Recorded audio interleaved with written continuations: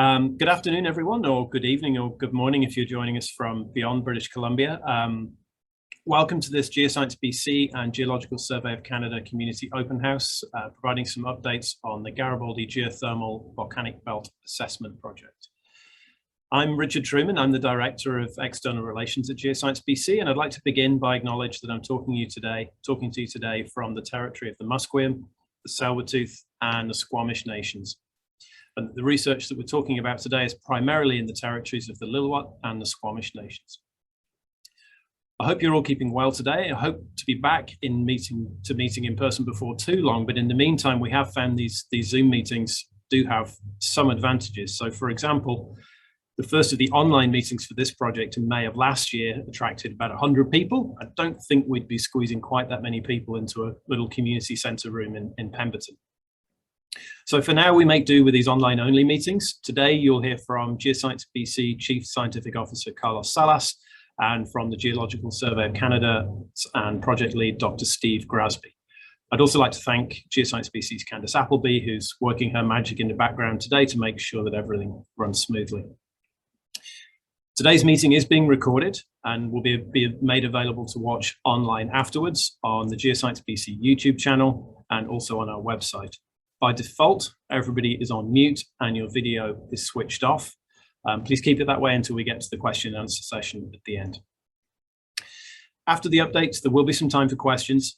Please type any questions that you have into the chat, or during the Q&A session, you can use the raise your hand set function and turn on your video and your audio. Oh, excuse me a second. Before we dive into too much detail, just a little bit about Geoscience BC for anybody that's not familiar with us.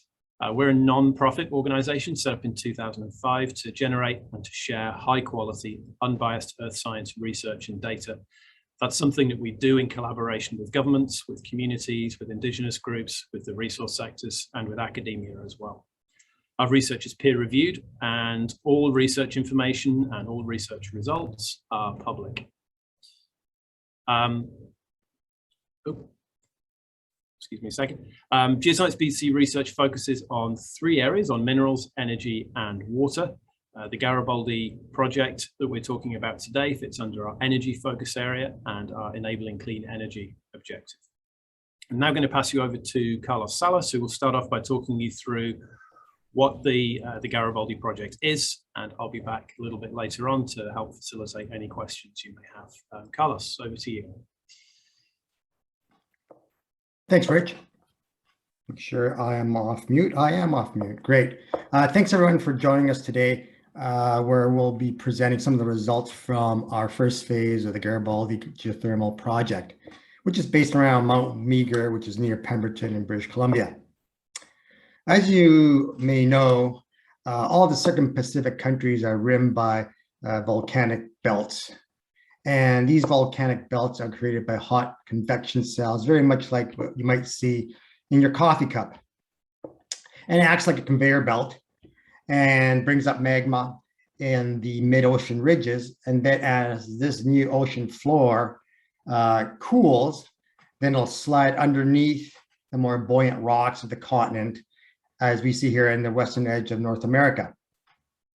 Now, as these slabs of cool ocean rocks get dragged deeper and deeper into the Earth's crust, they do two things. One, they release energy in the form of earthquakes. And secondly, more germane to today's conversation, is they create magma as they melt, and then which rises, and eventually we see the surface expression of the lava oozing out of the volcanoes. Next slide, Rich, please. Okie let's move mine forward too. Okay, mine isn't moving on my side as much. Okay, here we go. So these volcanoes that we see along the western margins of North and South America, and right now we're in the thick of things here in the Lower Mainland. If you look southeast of Vancouver, you can see Mount Baker in the distance, and further south along the Cascadian volcanic belt, you get the famous Mount St. Helens, which erupted not too long ago. But what people forget is that north of Vancouver in the Squamish, Whistler, Pemberton area, there are 24 old volcanoes, and which is still is active at Mount Meager, which is near Pemberton. In that region, you can also see additional surface manifestations of the deep source heat through many of the hot springs in the area. But now let me just give you a quick summary of the work that Geoscience has done to help understand some of the potential of the geothermal resource which may lie in that region. Thank you, Rich. Now, there's a long history of exploration in this area, which Dr. Grasby will touch upon. The problem was that the information was very difficult to access. The information lay in disparate places. In some cases, it was just solely held by private companies.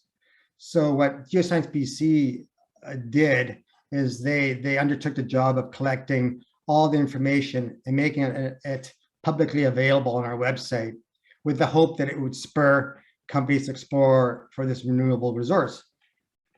Next slide, Rich, please. And in fact, it was the catalyst for example, Dr. Jeff Witter's new perspectives on reservoir development at Mount Meager. And it also helped spur the current collaborative project with the Geological Survey of Canada and 7 other universities. But before I pass this on to Dr. Grasby, I'd like to tell you that this project is getting us where I think we need to be. In fact, we're moving in the right direction, and you may have heard Meager Creek Development Corps just recently started working in this area, and it's trying to move this towards the economic side with a really exciting project where they're not just using the geothermal power to create electrons, but in fact, hydrogen, green hydrogen. And hopefully soon we'll be able to hear about this project from the proponents. But first, let's go over to Dr. Grasby so he can tell us a little bit more about this project that we just are finishing, and we'll be starting a new phase in the near future. Dr. Grasby, please.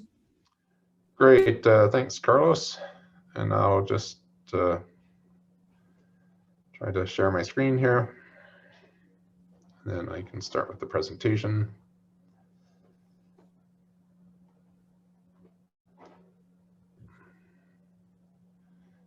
Is that, maybe you can just confirm that you're seeing my screen now? Yes. Great. Great, well, thanks again, Carlos, and thanks everyone for attending today, and just to hear an overview of what work was done over the last couple of years on this phase 1 of the geothermal resources of the Garibaldi Volcanic Belt project we have, which has been focused on Mount Meager. And just considering that it's kind of a broad layperson audience, we're just trying to give a general overview of the work we've done, but there's a lot of more detailed science behind this, so feel free for anyone after the fact to contact me or team members to get more detail.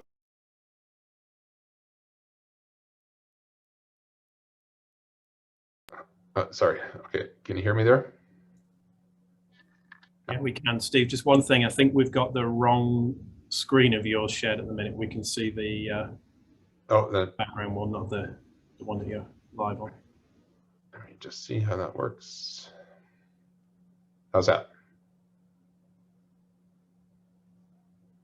No change yet.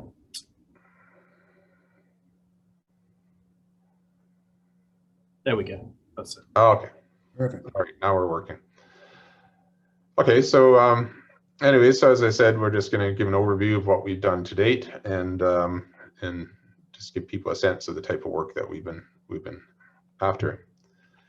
Just as a start, I just wanted to start with a thank you for the people who've helped make this all happen, starting with the Squamish and Lil'wat First Nations, who provided some significant input and help along the way in our project planning and project activities, particularly Maxine Bruce, who from Lil'wat First Nation, who helped us with some of the planning and selection of field locations, and then Tammy Jenkins, also from Lil'wat, who acted as a field assistant and wildlife monitor, and I think she knows pretty much every bear by name in the Lil'wat Valley. The funding for this project has been by Geoscience BC and also NRCan Emerging Renewable Power Program. And then myself, I'm with the Geological Survey of Canada, which is part of NRCan, but the funding didn't come from the GSC, but for this other branch of Natural Resources Canada. And Energex Renewable Energy provided significant support for our project by, in 2019, allowing us to use their base at their renewable power project on the Lillooet River near Mount Meagher to operate out of. So that was greatly appreciated. And our field program has been supported through work by the No Limits helicopter and all the expertise of their pilots. And of course, with any activity, it's not just me. I'm leading the project, but there's a big team behind of all of this. And in total, we've had about 34 different researchers involved in the project to date, from the Geological Survey of Canada, plus 7 universities, including UBC, SFU, Douglas College, University of Alberta, University of Calgary, and ETH in Switzerland, and Quest University. So there's quite a lot of people involved, and of those 34 people in the field, it represents over 400 person days over our main field activity in 2019. And despite all the COVID restrictions, we did manage to conduct an abbreviated field program in 2020. Originally, we were going to have a second full season, but that had to be highly modified, but we still did manage to get the students out into the field. Which is the next component here, is that our project is conducting research, but we're also working at training the next generation of geoscientists and even just building Canada's capacity to do geothermal research, because there's not too many universities yet that have that capacity. So we're having to build this in the country. And we've had 3 postdocs, 6 PhD students, 1 master's student, and 1 bachelor's student, all conducting and still conducting research as part of this overall program. So just too many names to read out, but just they're listed here, and you can look at it online, kind of the highlight of the key people involved in the project. And why we're doing this work, it's really ultimately supporting the government's commitment to transition to a low carbon economy. And the government of Canada, like governments around the world, have made this commitment to reach a net zero emissions by 2050. And this is really one of the ultimate drivers behind this research program. And you can just see where we are right now, that Canada's energy production is about almost 90% non-renewable energy, and most of that are hydrocarbons of oil and gas and coal and some nuclear power. So we're still, although we've made this commitment, it's a huge commitment because we have a dominantly hydrocarbon sourced energy production in Canada. So you can see, to meet that goal of increasing our renewables, we have to increase that 11% wedge, and most of that is hydropower. And there's not too many large river systems that can be dammed in BC and Newfoundland, where large hydro projects are going in. You can see they're not without controversy as well. So it's questionable how much that hydro wedge can be increased. So then how do we meet this commitment of a net zero economy? It's going to be probably largely increasing that other wedge. And that other is the renewables that include solar, wind, biomass, tidal, and what we talk about today is geothermal. I don't think any of these is going to be a solution on its own, and they all have to be greatly increased to meet that commitment of a net zero economy. And what we're focusing on here is how we can include geothermal as part of that overall large challenge of meeting these goals that the country has set for itself. And this is just a recent report from the International Renewable Energy Association. And it's just to show that geothermal is a cost competitive. These are real data from around the world. Geothermal, and that graph on the left is the red bar, and that just shows the range of prices of geothermal power from present day installed production costs. And you can compare that to that kind of gray bar, fossil fuel fired electrical generation, or diesel electricity in that upper box. And then these other bars are just other renewables. So the range of prices of geothermal is pretty cost competitive, and that black bar is the mean average. So, it is an economically competitive source of energy. And it's also unique amongst any of the renewables in that it's highly reliable. It's always there when you need it, compared to something like wind or solar that only produces electricity if it's windy or sunny out. So there's a lot of attractive aspects to geothermal. And this plot on the right just shows also installed power costs from real life power plants for geothermal. And you can see how the cost is really a function of the temperature. So as you get to higher temperature resources, you can produce power at a lower cost just because of the higher enthalpy system. So it's not to say that lower temperature systems aren't interesting or aren't cost competitive, but if you want the really low cost, high energy production, then the high temperature environments are a great place to look. So where would you find that in Canada? Well, we did a study of this in 2012, looking at the whole nation, the geothermal energy potential of Canada, and you can find this report online. It's freely available. And within that, we define many different regions of the country, and particularly in the western part here, and you can see there's these hot sedimentary basins through southern Saskatchewan, Alberta, up into the territories. And currently there's industry already drilling wells to explore for that geothermal potential. But hasn't been as explored are these volcanic belts of Western Canada within British Columbia and extending into the Yukon. It's, Carlos has already mentioned this, but it's not always obvious to Canadians that we have abundant volcanoes, just largely because they've been mostly dormant for the last 12,000 years. So we don't have that history of active eruptions. But there's a series of volcanic belts, from the Yukon going down through British Columbia. And the one closest to the major population centers of southwestern BC is the Garibaldi Volcanic Belt. So this is, where the volcanoes are closest to where there's highest power demand. So this is really one of the reasons why we focus as a study, is that how can we better understand where the geothermal resources are in these volcanic belts, and focusing on the Garibaldi because that's just closest to where the energy demand is within Western Canada. And the Garibaldi is really just this northern termination of the Cascade volcanic belt, which includes, as Carlos mentioned, Mount Baker and Mount St. Helens. Is related to the subduction of the ocean crust underneath North America, again, as Carlos has outlined. And within that whole volcanic belt, we've chosen to focus on Mount Meager. And this is just because we already have abundant data, because it has been the focus of previous research. So if we really want to understand these areas, it just made sense to go to where we know the most, and then see what we can build from there, and then extrapolate that over the broader Garibaldi region. So phase one of this project was focused on the Mount Meager area.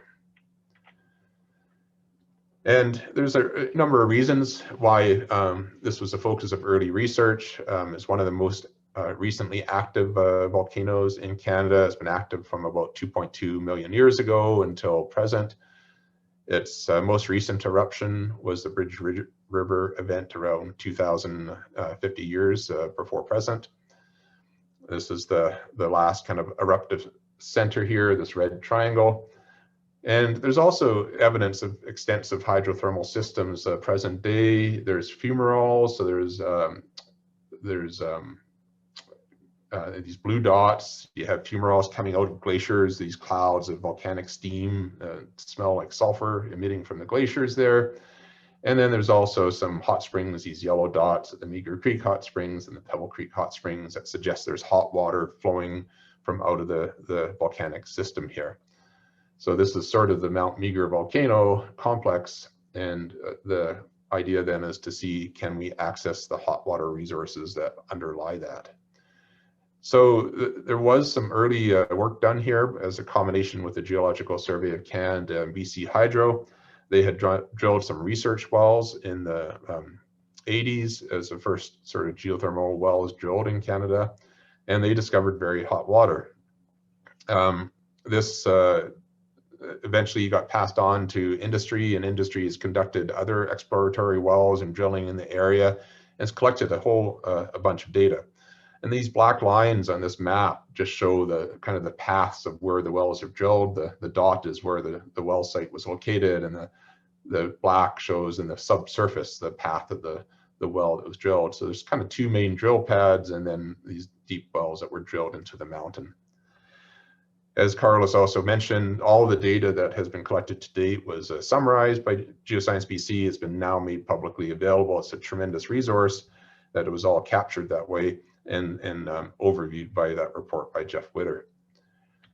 So one of the key things here is that just a photo of the Mount Meager research well, the first well drilled by GSE, NRCan, and BC Hydro collaboration. And they discovered hot water over 250 degrees Celsius. Just says this is, a world-class high temperature resource. They were finding these very high temperature waters within 2 kilometers depth from the surface. So that's relatively not too deep to have to drill.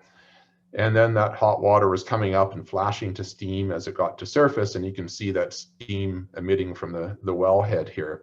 It's exactly the kind of thing that you want to find if you're looking for geothermal energy. And then they actually put a little power plant, a research plant on that site, and was the first geothermal power ever produced in Canada, but it's only about 250 kilowatts, so not very much, and it never got connected to anything.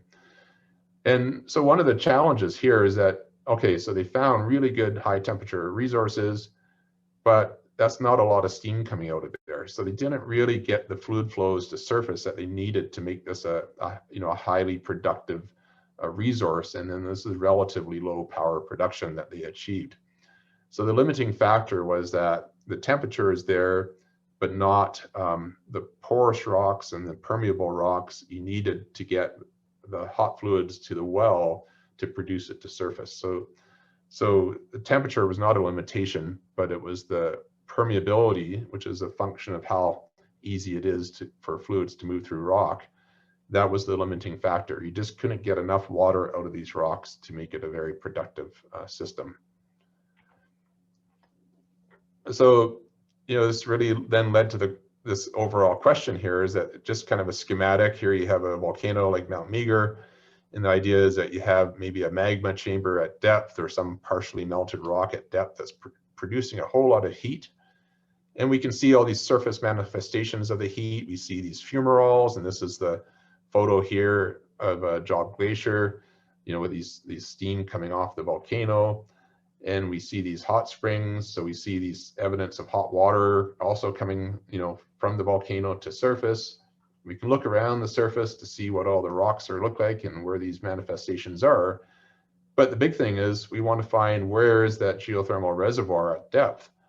And it's one thing just to find the heat, but we need to find the heat and also the right rock types that we can get the hot fluids out to produce that heat to surface.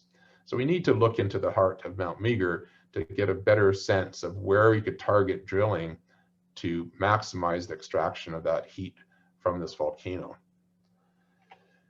And this has really been the focus then of this Garibaldi project, is how do we reduce that exploration risk? How do you reduce that risk of drilling a well into the subsurface, which costs millions of dollars, and making sure that you can find the right place to get that geothermal production. So we had a few things we're focusing on. How do we better predict where these permeable rocks are in the subsurface? So understanding the fracture systems of the rocks, how they're fractured, how the water can move through the fractures, what the aquifers are like in the subsurface. Better understanding the heat resources, so where's the hottest part of the rock and how can we access that? And also understanding how can we maximize that resource production. So once we know where the hot rocks and fluid flow is, how can we get the most of that to surface to make a well and development most economic? And then also looking at how we can, just better assess what the potential resources are, not only in the Mount Meager area, but using what we learned at Mount Meager to extrapolate across the broader Garibaldi belt. So to do that, we went and spent a lot of time looking all around Mount Meager. So that's it under all these dots, and these dots just represent all the different places the field team has been, and the different colored dots just represent different types of measurements that were taken in studies that I'll discuss next. And it's not always an easy area to work in, so we needed helicopters to access some of the higher country and to get to the kind of the higher parts of Mount Meager. And it's not because we're not thinking that there's a resource every place where these dots are, but if you want to see down underneath the mountain, you have to really look all around it, and you're kind of looking into the mountain from any one point. And then it's like doing a CAT scan or developing a 3D model of what it looks like under that volcano. So we even, had permission with BC Parks to work up in the park in the north, and again, with no intention that there'd ever be development there, but by standing there and looking south, it just helps us get a much better image of what the resource it is in the southern part of the Meager area. So we had helicopter access, and oftentimes it was just hard work lugging survey equipment up through trees and forest, and so we had a lot of helpful students that were able to carry all the heavy gear for us. So then I'll just review the different types of work we have done. It starts with just geologic mapping, and that's just mapping what the geologic units are on the surface of the ground, and it's really essential so we can understand what the rocks are that we're dealing with, right? So we can understand the rocks, how we can project those different rock bodies into the subsurface, and to understand what the rock properties are, how well they conduct fluids, how they conduct heat, how they produce heat. So there's 4 different new geologic maps that were created in different parts of the Mount Meager area. We end up with these very colorful pictures showing each color representing a different kind of rock unit. Then with that too, we also conducted a lot of studies on the fault systems and fracture systems that really control the fluid flow. So the water is moved typically along the faults and fractures in the rock rather than through the rock itself. We also conducted a lot of new work to age date these rocks. So these are volcanic rocks, and you can use a radiometric dating to understand at what age those individual eruptions occurred. And that gives us a much better understanding of the whole volcanic history, how frequently it's erupted, how active the magma chamber is, and that gives us a sense too then of how much heat there might be in the subsurface underneath this. And really the geologic mapping just underpins all the work that everything else that's done, because if you don't understand the rock and the rock types and the rock properties, it becomes very hard to interpret all the other types of data that we collect. So as I mentioned, we did some focused work studying fracture systems. This is just going out in the field, and here's a rock body, and you can see these sort of planar elements. So these are just natural fractures that form in the rock. And again, these are where most of the fluids would be flowing through along those planar features.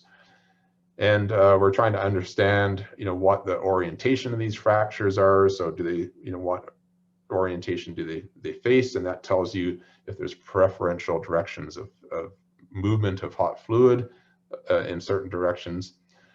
And also understanding just how frequently the fractures occur, right? So you can measure the separations between the fractures, and also how big the fractures are, which gives you, again, the sense of how much fluid can move through that rock mass.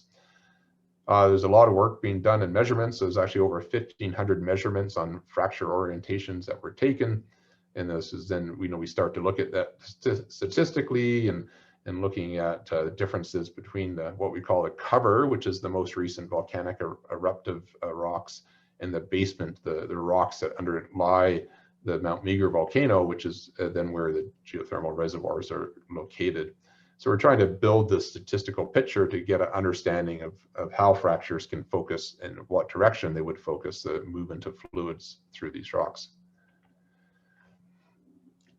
We had some work being done just measuring the variations, subtle variations in the Earth gravity. You can do this very, very detailed, very high accurate measurements. And this is just a student who's working on her PhD project on this. She has a gravity meter here on the ground next to a GPS station to get an exact location where those measurements are made. This is just then a map. This is the Mount Meager volcano here. All the black dots represent points where new gravity measurements were taken. And one of the interesting findings here is that there's sort of 2 low gravity areas, one on the south flank of Mount Meager, right where the sort of the geothermal resource is thought to be. That's kind of what this red star is. And then there's a very low gravity anomaly on the northeast flank of Mount Meager that this very new discovery, and we really don't fully understand what that might mean. but we're hoping to use this variations in gravity to help us better model where some of the thermal resources will be. There's work that was done on also just measuring the seismic activity, the Mount Meager area. This is just it's a passive seismic way, so we're just putting what's called a geophone onto the ground. So the arrow is pointing to one of these. You can see they're about the size of a boot. And there's 59 of these stations that were left all across the Mount Meager, and it's just to record the natural seismic activity caused by shaking and rockfall that gives a baseline knowledge of what the natural seismicity in the area is. And this becomes very important information. If there's ever a movement to future development, you want to understand what natural background conditions are.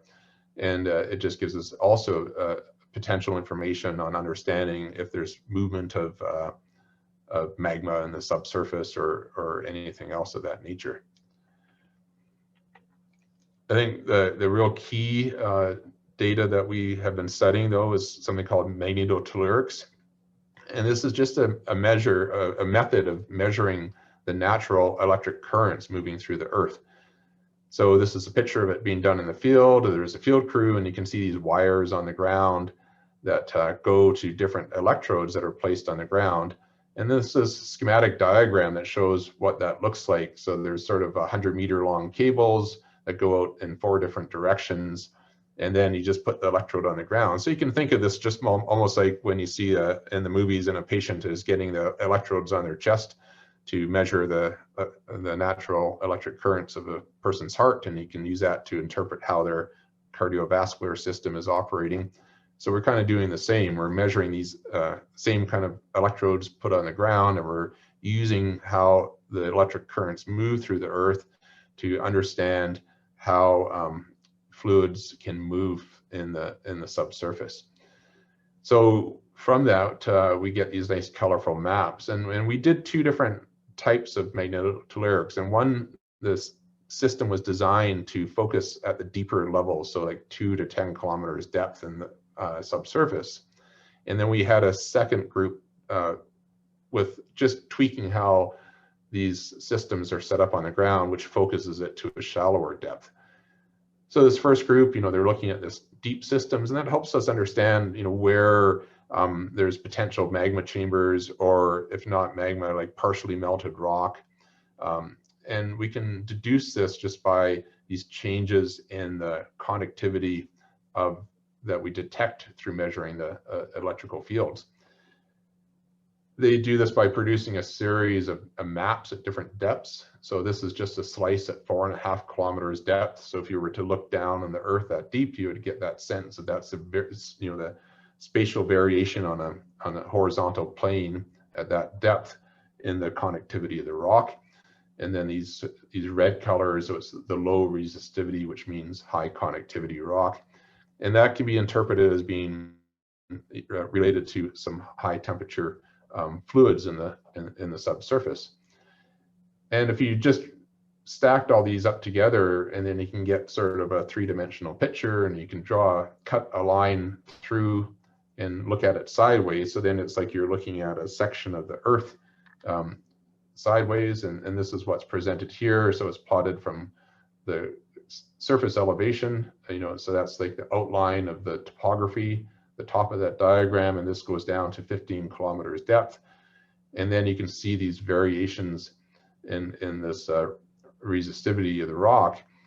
And the kind of interpretation then is that we have this really, it was a deep conductor here, and this might be a partial melt chamber of the volcano, what would be producing magma and feeding it up to the surface.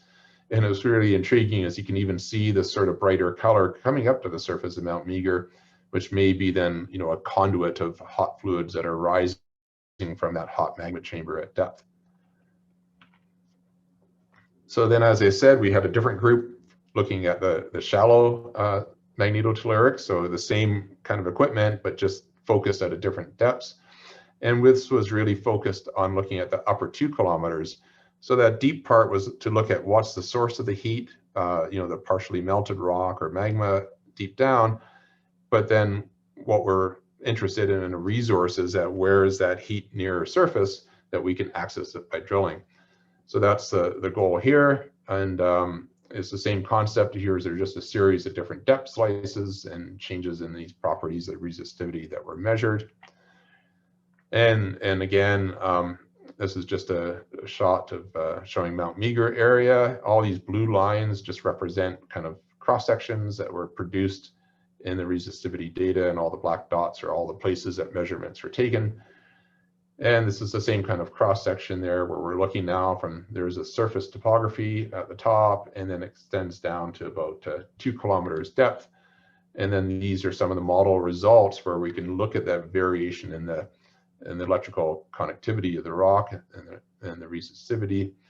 And then we get these big bright red zones, and these are the potential geothermal reservoirs, implying that those are the rocks that are full of the hot water that we want to look at. So these techniques are really helping us then look at, exactly where in the subsurface that we could potentially find these geothermal reservoirs that we're looking for. A key thing though is that, what we're measuring is just electrical properties, right? So we're just putting these electrodes on the ground, and we're measuring whatever is recorded, and then you have to model it to understand what does this really mean. And this feeds back to doing that geologic mapping and all the rock property measurements, because we need to model the data we collect, and we have to put it in context of the properties of the rocks local to that area to really resolve and understand what these data really mean. And then, so there's another PhD student that's currently working on that, to take this data we collected and to fully understand the implications of it. We're also using remote sensing as part of this work, looking at how we can use satellite image data. We're looking at thermal anomalies extracted from satellite data for the infrared band, and you can see all these color variations. So there's abundant satellite information, and you can just go through and extract the infrared and look at where there's kind of hotter spots in the area. And again, you have to then try to understand, well, what could that be related to? I mean, some of it might be a function of, where you have streams and rivers and lakes, or snow and glaciers, that and then you get these bright yellower, warmer spots. And from the satellite images, we also looked at lineament analysis. So it's basically saying, are there any kind of straight lines in the image? As simple as that. We use computer processes to extract any straight lines, and you can create these maps of just wherever you see kind of anomalous linear features. And basically then we interpret that these lineaments represent fractures and faults in the rocks that might be controlling the fluid flow. So then it gets really interesting then to say, can we compare the thermal anomalies that we extract from satellite data with the lineaments we extract from the satellite data, and do they relate in any which way? So could it be that these faults are conducting hot fluids to surface along those fault lines, and that shows up as these kind of bright higher temperature regions? So to do that, we've been developing some new artificial intelligence and machine learning geothermal resource evaluation systems as part of this project. It's a very iterative process, where we're taking our geoscience data sets, the field geology, the rock properties we measure, the rock geochemistry, the geophysical, all the geophysical properties, magnetolyrics and gravity and passive seismic, and we're using that to create geologic models. We're feeding this into computers along with all the satellite data and the lineaments, and trying to see if we can develop a better geothermal anomaly detection system. And this is based again on this very high data intensive area of Mount Meager, but we're trying to train the computer systems where we have abundant data, with the idea that then we can extrapolate that to the broader Garibaldi belt and have a more kind of automated first pass exploration tool that we can just use remote sensing imagery to narrow down quickly the best places to search for geothermal resources. So then finally, the last part of this project was to come up with some initial models of what the resource potential is, and this is just a very simple one where you just have one producing well, where you're outlet well, where you're producing hot water from the subsurface, and then you re-inject, once you extract the heat, you re-inject cooler water back down. And this, one, it makes a kind of a continuous system, so you're not having to deal with the water you produce. You just put it back to where you got it from. So it's a cleaner and more environmentally friendly way to produce geothermal. And also it maintains the fluid pressures in the subsurface so that you can keep the system going. So there's really the two questions is how much energy can you produce from that system, and more critical, can you do that for a longer period of time, so that if you invest in drilling and a power plant and everything else, you don't want to just deplete the resource in 5 years and discover that it's all gone. So the kind of the goal is that we want to see over 30 years of production, and then using all our geologic data and geophysics data and the fracture system data, we're trying to do these models of what the potential heat production would be from a well, and our preliminary estimates are 6 to 13 megawatts for one well, and that we can rely on production for greater than 30 years. We're also exploring this idea of a closed loop type system, and this is something being kind of developed and put forward by a Canadian company, Ever, who's been sort of innovating this concept. And the idea that is, instead of producing water from the rocks in the subsurface, what you do is sort of drill 2 wells that are parallel, and you're just circulating the fluids through the subsurface. So it'd be like a radiator in a car. So you have this kind of radiator in the subsurface that you put 2 kilometers down, you inject cool fluids, it heats up, and then you produce that hot water, you extract power from it, and then you just circulate it, that it cools again, and you just keep on circulating it. So it's very much like how a radiator works in a car, or how your refrigerator works, where you extract heat from the fridge and it's all pumped out the back. So it has a lot of great potential because the permeability of the rock is less important if you use this system, and it has a lower environmental footprint than conventional geothermal systems. It has been tested in sedimentary basins in Alberta, but it's been untested in volcanic systems. But it's very attractive in the sense because volcanic rocks have a property called thermal conductivity that actually makes it more effective in that environment than it would in a sedimentary rock. So we've been doing some modeling, and just to get this understanding of what is the potential power production from this, and for one well pair, this closed loop system, we'd expect we get waters produced over 200 degrees Celsius for well over 30 years, and energy production of 13 megawatts from one system. So these start to get to look like pretty attractive numbers. So then, just in summary, we're finished as phase 1 of our project, and really we just conclude that Mount Meager is really a world-class thermal resource, and it has this potential to be a world-class geothermal production system. We just need to understand and use the results to get to produce this resource, and this is hopefully what the Mount Meager Corporation will be doing in the future. As Carlos said, all our results, all our data are publicly available, so we're supporting industry to use our results to move to the next phase of trying to develop the area. And that report is online, and all the data is online, but I'll warn you, there's just thousands of measurements and terabytes of data, so it's might take you a little bit if you want to download it all, but please feel free to search the Geoscience BC website to access all of the results that we've accomplished. And I'll just finish with a little highlight then for our next step. So phase 2, so we've done phase 1 as we've discussed. And that has been looking at this Mount Meager area where we had all this pre-existing data.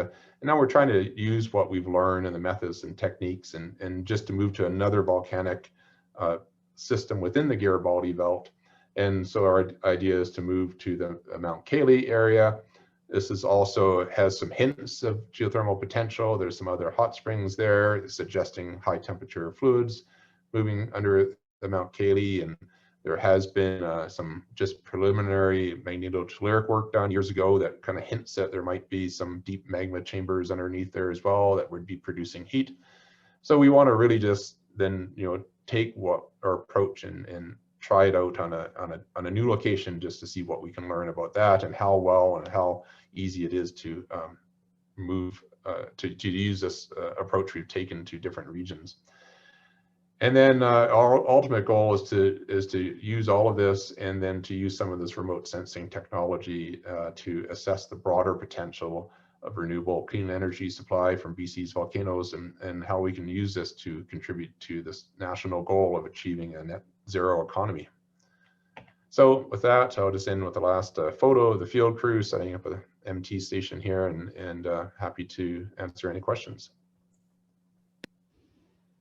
Wow, thank you, Steve. That was a lot of information very, very quickly. Thank you very much. Just bear with me a second while I start sharing my screen again as well. There we go. So can everybody see that okay? Yep. Yes. Yep. So just Steve mentioned and Carlos mentioned that the results from phase 1 from around Mount Meager are all available online.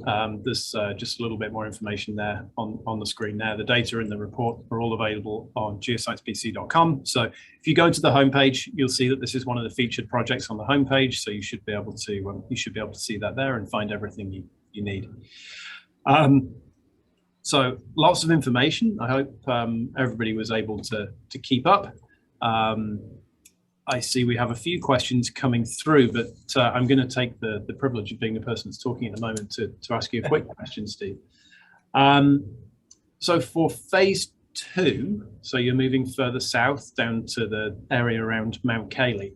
Are you going to be using the same kinds of techniques that you were using at Mount Meager, and when are you hoping to get started? Yeah, we're hoping to start later this summer, which is coming quick. We're just finishing consultations with First Nations, and to ensure that there's no traditional areas or sensitive areas that we don't want to intrude upon. So we want to make sure that those questions are all answered before we start. But and then we would be more or less using the same approach, but there's lessons we learned from the first time that we're going to sort of try to revise. So some of the passive seismic work, we kind of realized that there's probably different frequencies of vibrations that we need to look at to get a better sense of the deeper subsurface. And we would like to next year try some airborne methods of magnetolyrics. So instead of setting the electrodes on the ground, you can sort of fly electrodes over the surface, and then you collect a much broader area in a relatively short period of time. And and we want just to see if that's a more effective way to get the same type of data that we've collected in the field. So it's partly testing different techniques to see which is maybe the most cost effective for industry to use in this type of environment. Okay, thanks. And so I see some questions coming through on the chat. So just a reminder to everybody, you can type your questions into the chat, or if you use the raise hand feature, then you can unmute and turn your video off and ask questions that way. So the first question that's come through on the chat is from Louis Chabot saying, thank you for the great presentation. With respect to resource modeling, given the rather low permeability observed at Mount Meager, would you also consider using techniques to enhance the reservoir, say with hydraulic fracturing or stimulation? Thank you. Yeah, no, that's a great question. It's one we've pondered, but our general feeling is that at this stage we are not assessing that as a potential. It's an active earthquake area as it is, so whether or not it makes sense to do kind of hydraulic fracturing in those types of environments is a whole other question. Interestingly enough, there has been work that suggested that in these environments you could actually reduce earthquake hazard by hydraulic fracturing, because you're changing you're making it easier to get fluids out of the ground, and then that decreases pressure, whereas other work in other areas suggests that maybe it's higher conditions. And I think there's just too much uncertainty with that now, and it's really a whole other research project to get into, and involve other discussions and regulatory systems and everything else. So for now, we want to see just as focusing on a just sort of traditional geothermal production where you're not trying to enhance permeability that way. Okay, and so another question that's come through on the chat is from Henri Paul Bronsal asking, what's the speed of moving water in the ground? Well, it's a great question, and which I think there's hundreds of hydrogeologists that wish they knew that answer.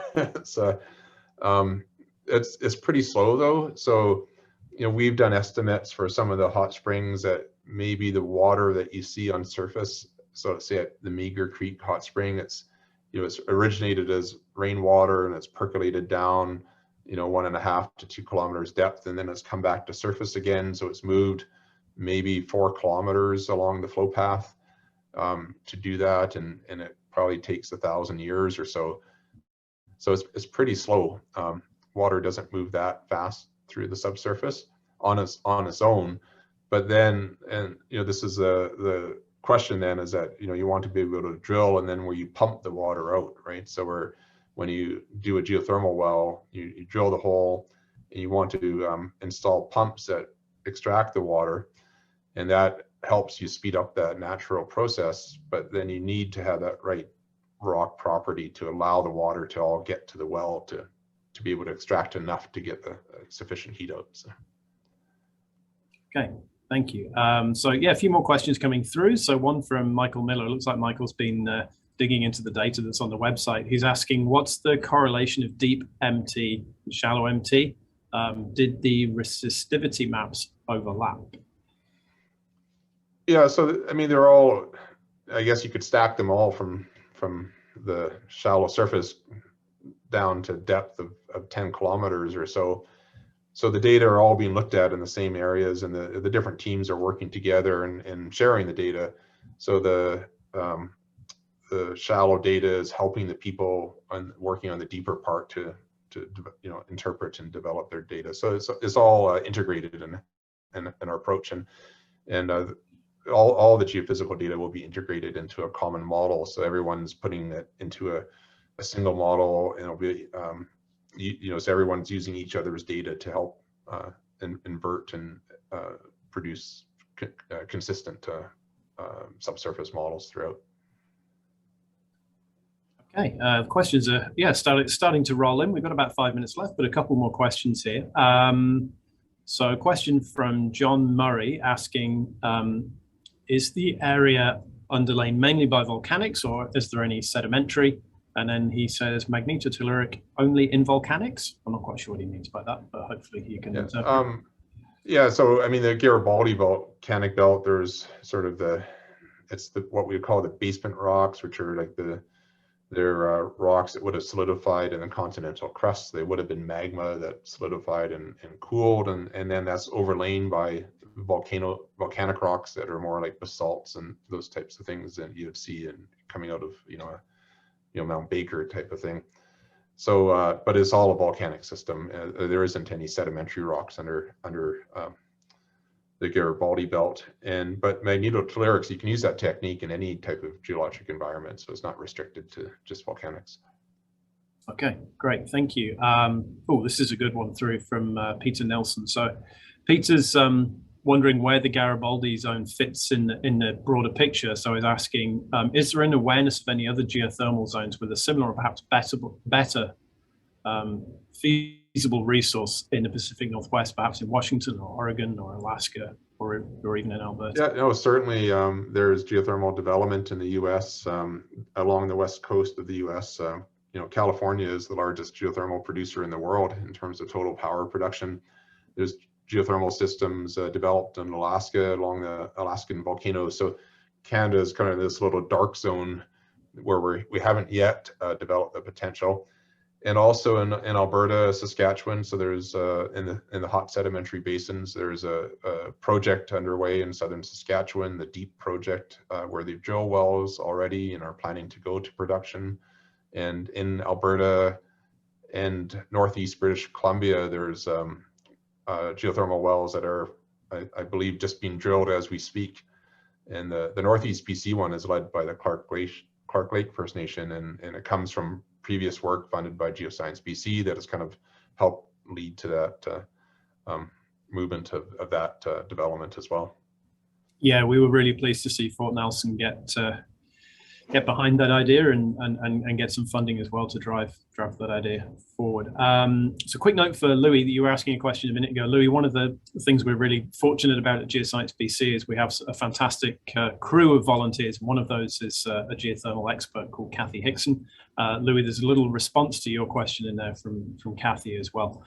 I don't know where to go next. So many questions flying through. Where are we? So I'm going to jump to Joseph's question just because I have lots of things flashing across my screen. So Joseph Scherer is asking, have you included data from existing exploratory or other wells in your research and drawn any conclusions on feed zones? Yeah, we certainly have been using all the data available, and this is, again, one of the reasons why we opted to focus here was that Geoscience BC had done this fantastic work to amalgamate and collect all the previous existing industry data. So it's really unique in the world almost to have so much data available from a geothermal system as what has been put together. So yeah, we're trying to use everything we have, and it's really, I think in many ways like one of the best laboratories in the world now with the amount of data that's available here. Great. Okay, thank you, Steve. Just a quick note to everybody, what we will do once today's recording is ready and online, we will send everybody that's registered a quick email, and in that we'll include a link to the previous studies that have been done as well. So if you can't find what you're looking for on the website, you'll get a link to that previous research at Mount Mega on an email in the next day or two. So we are coming up to 1 o'clock, so I'm going to bring things to a close. Thank you to everyone for joining us today. If you do have a question that you weren't able to get to, you can give us a call or you can send us an email. I've just put my email address and phone number, and also Carlos's up on the screen there as well, and we can forward things on to Steve if necessary. A reminder that you can download the report and all of the data from the project so far from geosciencebc.com. While you're there, if you're interested in finding out what's coming up next with phase 2 and things, you can sign up for our regular email updates. If you go to the website and scroll down to the bottom in the footer on the homepage, there's a little form there to fill in to sign up for our email updates. And you can also follow us on most of the major social media platforms if you look for @GeoscienceBC. Finally, if you missed something or you know someone who would have found this session helpful, just a reminder, we'll be adding this to our YouTube channel and to our website in the next few days. And all that remains is to say thank you to everyone for joining us. Thank you, Carlos. Thank you, Steve, for that really comprehensive update. And I hope you all have a good afternoon and rest of your day. Thank you. Great. Thank you. Everyone.